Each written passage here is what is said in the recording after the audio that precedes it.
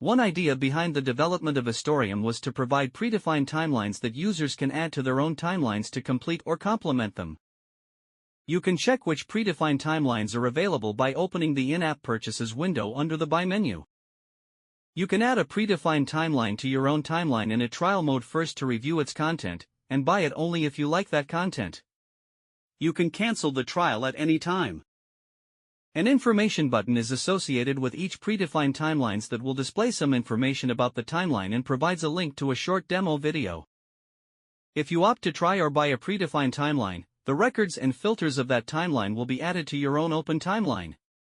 By added, we mean that they can be viewed and displayed, but they are not saved into your timeline file.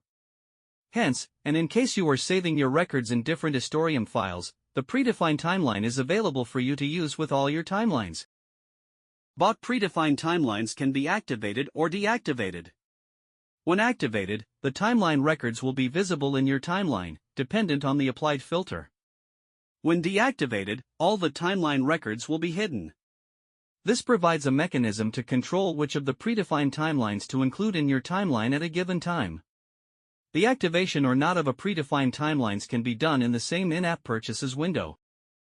Note that you will not be able to edit, delete, or duplicate any of the predefined timeline records or filters. Finally, a report error option is also provided to report an error that you might detect in one of the records of a predefined timeline.